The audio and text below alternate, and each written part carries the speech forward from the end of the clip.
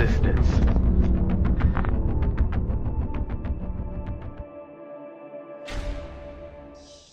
What's up, everyone? This is the Tinman with the Resistance. If you're watching this, you are the Resistance. And I have had a really crappy-ass fucking day.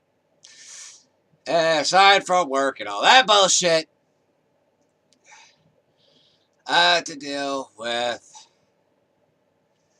people trying to debate me regarding vaccinations as if I am a complete and utter idiot, don't know what the fuck I'm talking about, and I'm just some fucking crazy tinfoil hat wearing lunatic.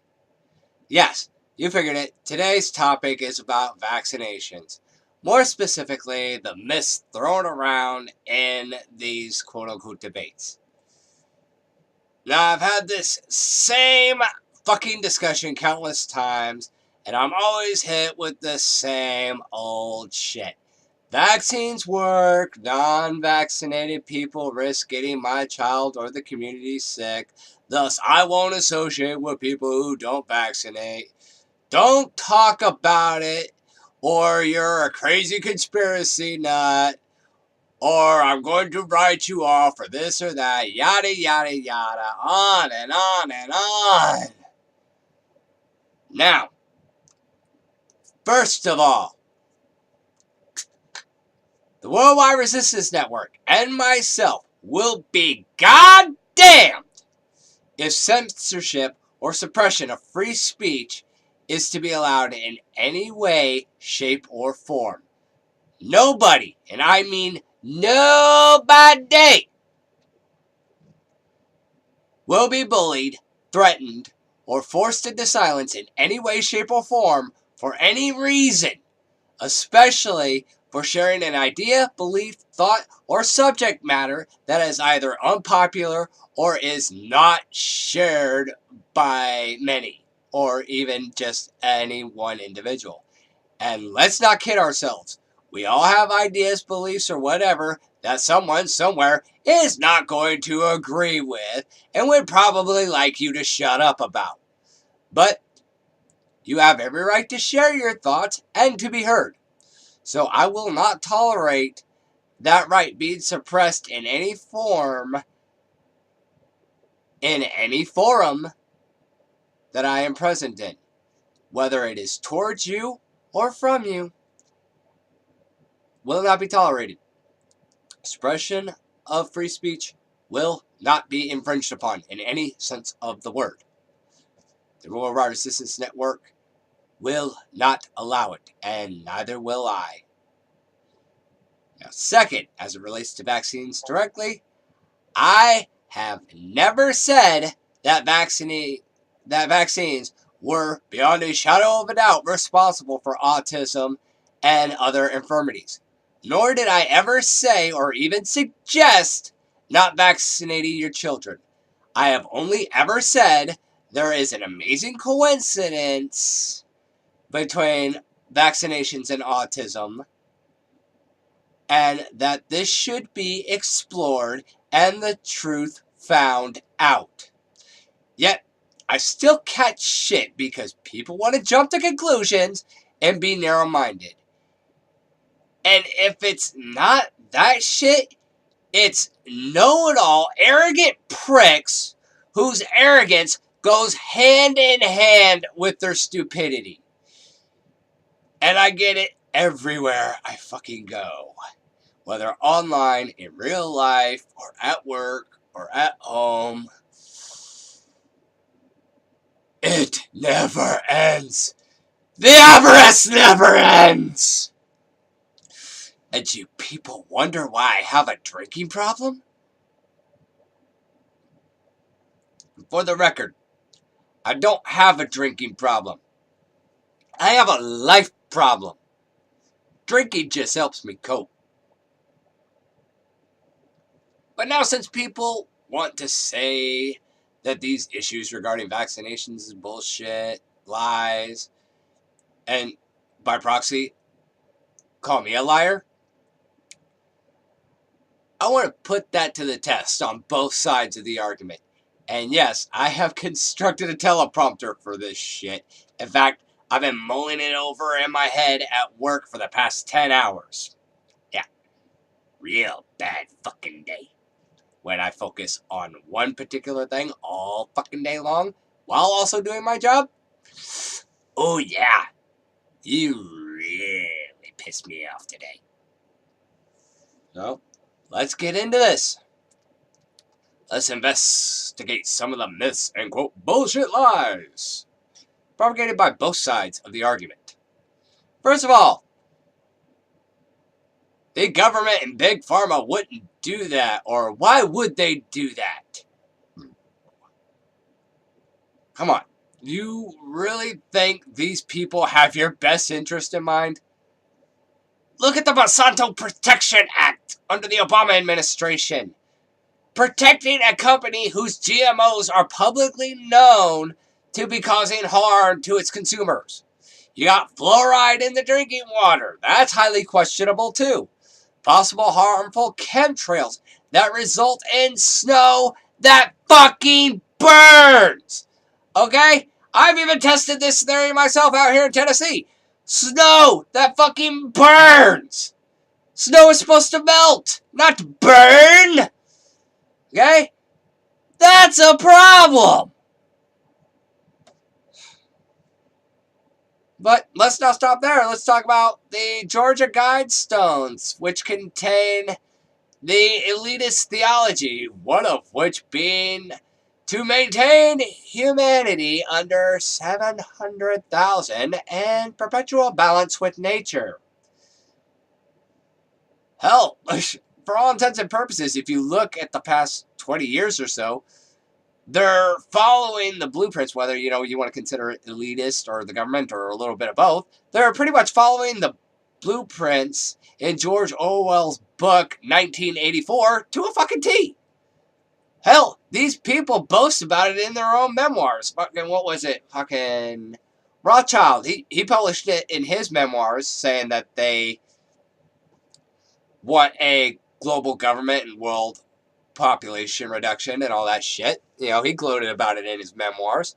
Hell, George Bush Sr. said it himself that if the American people ever found out what they have done, they would hunt us down and lynch us in the streets. This is George Bush Sr.'s own fucking words back in the early 90s during his presidential term. Don't believe me? Look it up. This is not conspiracy theory bullshit. This is public fucking knowledge. I'm not riding a flat earth on the back of a giant fucking turtle here, okay? This is all documented fact. Fucking look it up. Okay. But,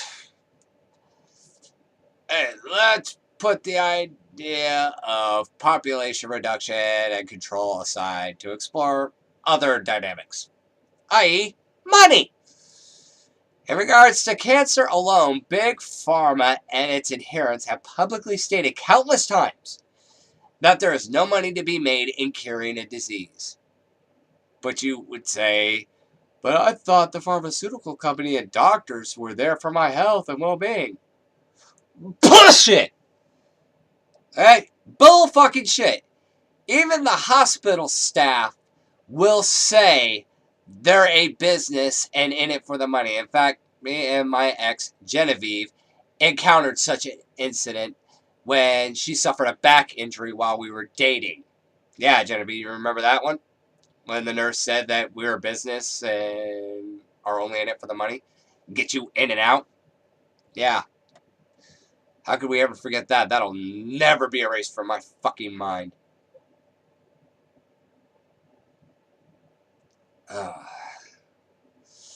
Just go on and on that one. But yeah, they'll say that they're a business and in it for the money. Now, if not, why fight so hard to block legislations to legalize cannabis, which is known to kill cancer cells, ease pain, increase appetites of the terminally ill, and help manage mental disorders like bipolar better than psych meds do?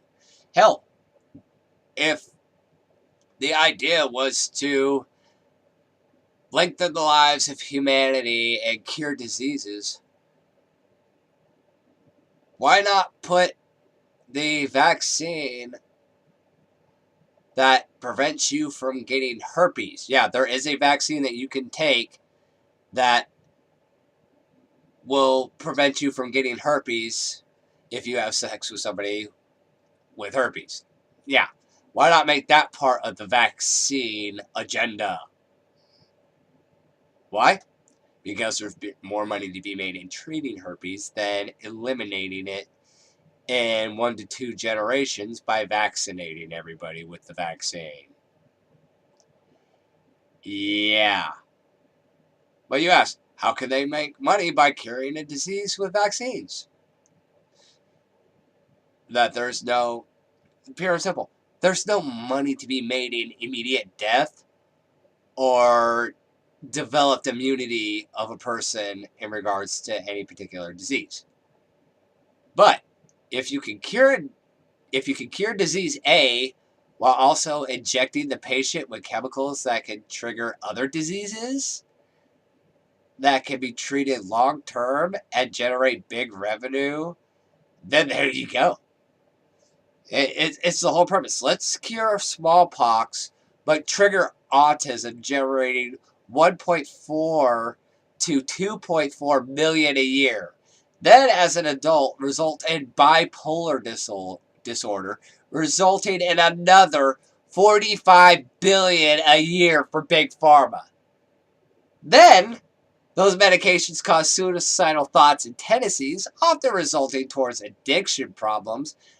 Combine that with the amount of meds that you're taking aimed directly at the fucking brain, sometimes causing memory loss and lapses in memory. So now you have the blueprint and layout for borderline personality disorder.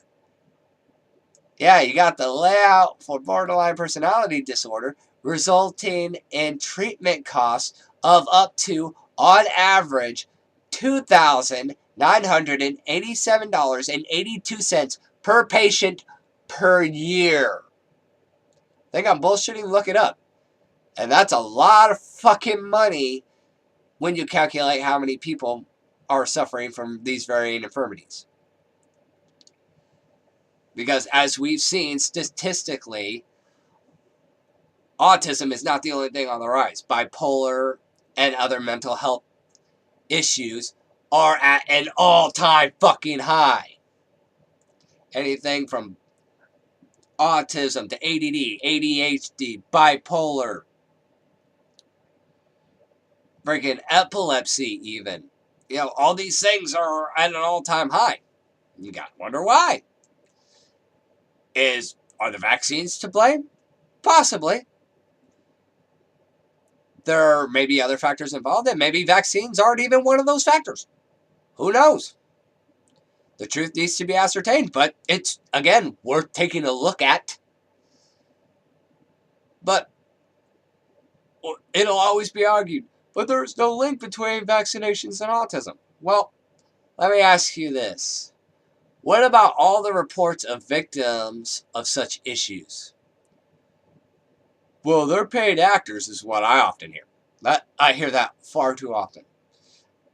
So, if that's the case, I say, okay, what about Hannah Poling, whose family sued the pharmaceutical companies in 2007 on the grounds that vaccines triggered autism in their child, resulting in Big Pharma settling out of court for $1.5 million?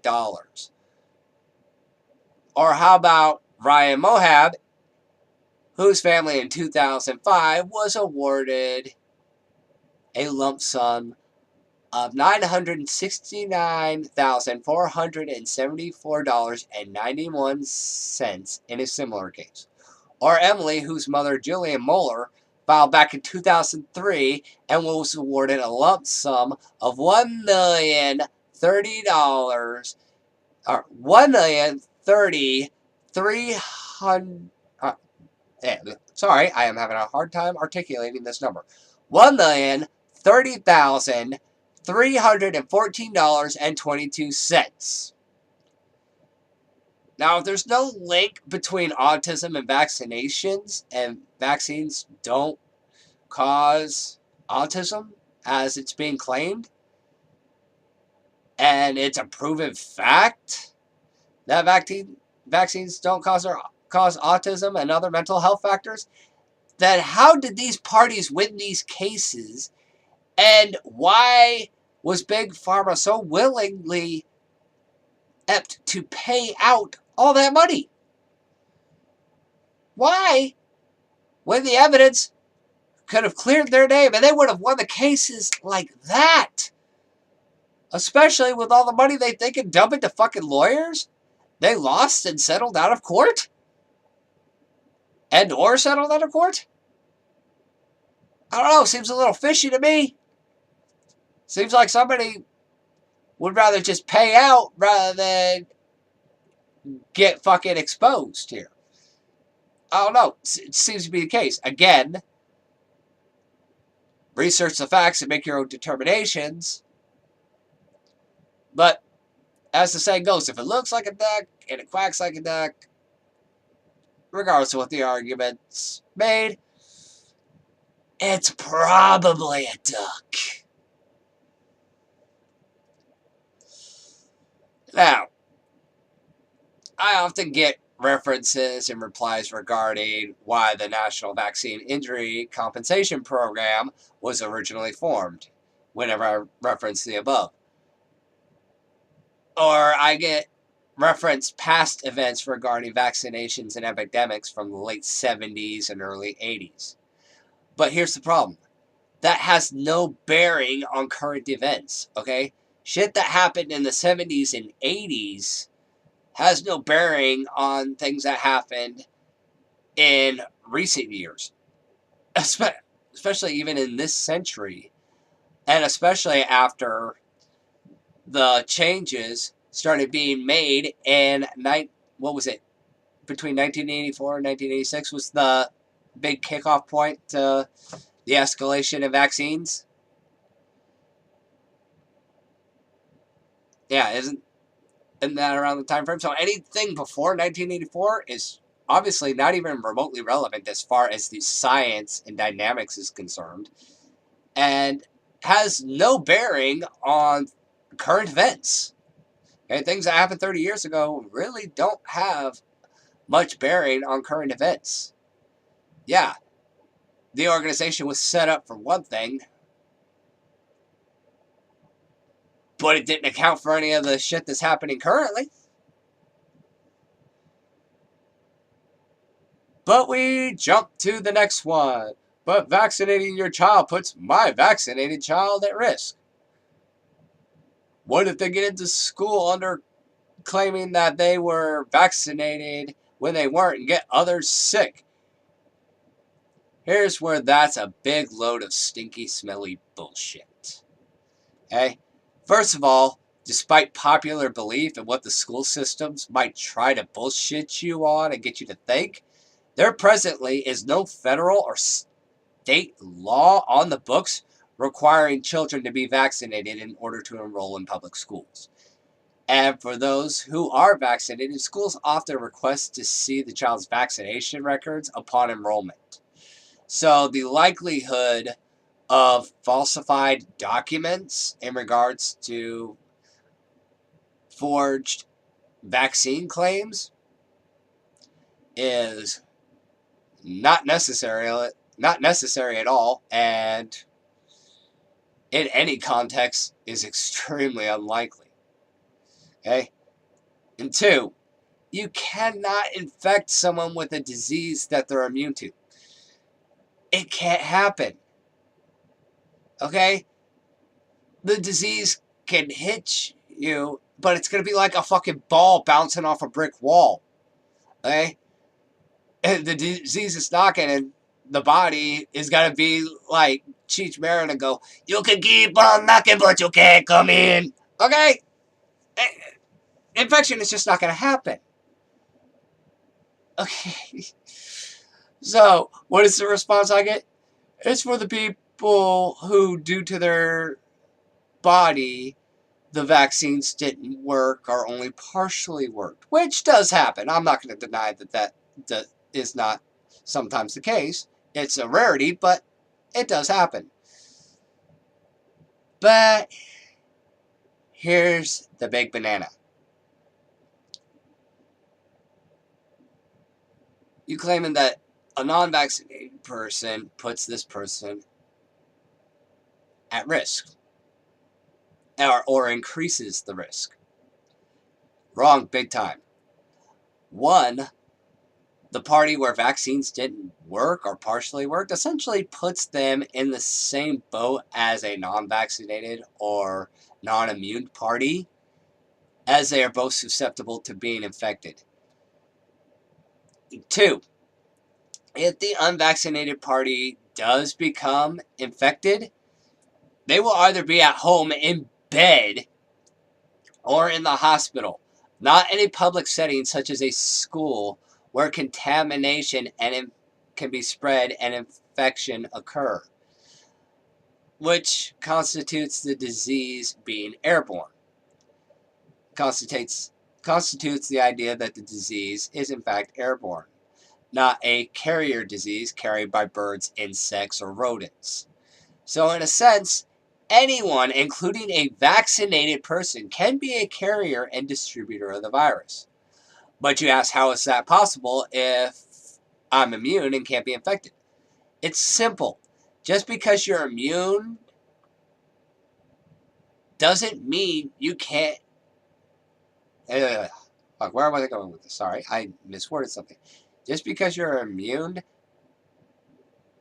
and can't be infected doesn't mean you can't carry it. It doesn't mean that the disease can't use you to hitch a ride in pursuit of a host to infect. And being that it's an airborne thing, for the sake of argument, floating around in your town and community, it's already there. If somebody got sick, obviously it's already there in your freaking community. That means it's in the air that you are breathing. It's on your clothes, in your food, on your hands, and therefore spreads to everything and everyone you touch.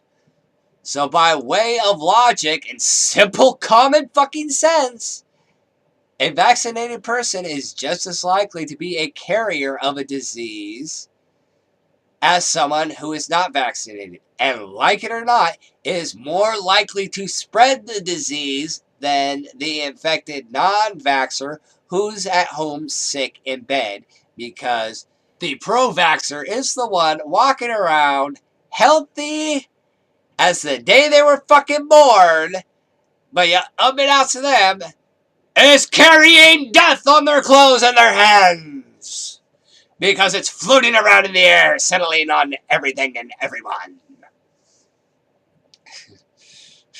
Yeah, I really pissed in your Cheerios, didn't I? Again, think it's bullshit? Ask yourself this. If non-vaxxers pose such a threat, then how is it that we have for well over a century lived in a culture around Jehovah's Witnesses, Amish, Quakers, and other religious groups who do not vaccinate for religious reasons, and there have been no epidemics, no infections, no disease outbreaks, or spreading of any kind to report as a result of these individuals not vaccinating? I don't recall reading any reports, but yet non-vaxxers are a threat. But nobody says anything about these people who have not vaccinated since day fucking one. Now, I'm not telling anyone what to do, especially regarding the health of their own children. I'm just saying, ponder what's been explored here, and let's determine once and for all whether or not autism and vaccinations are in fact linked. And if so, why such fatal contaminants with no health benefits like mercury are in our vaccines to begin with, and are likely the cause of these problems. At which point you're either not going to vaccinate, or you're going to find another way to force the pharmaceutical companies to produce vaccines without these contaminants. Now, as for me personally, I'll cross that bridge when I get there, if I get there, and will base my decision on facts alone. Okay, I don't play biased bullshit. I don't follow the crowd. I don't do what's popular. I make determinations based on the available evidence. And whether that's for vaccinations or against vaccinations or somewhere in the middle, I'll make my determinations based on the available evidence. Now, if I choose not to vaccinate my children, not saying I will, not saying I won't, I'm just saying if, then that's my choice. You don't have to like it, but you must respect that it is my choice, just as I am expected to respect your choices. If not, you still want to pretend that non-vaccinated people pose a threat even though the evidence and common sense says otherwise, then that's your affair. I personally don't see this as choosing one over the other or the needs of the many outweigh the needs of the few, because I don't see that as a factor. The evidence says that anybody could be a carrier, and a non-vaccinated party isn't going to tip the scales any. In fact, the only thing that is going to tip the scales, in fact, pro-vaxxers, you're going to love this. The only thing that's going to tip the scales and change the statistic regarding the possibility of infection and contamination is getting the vaccine.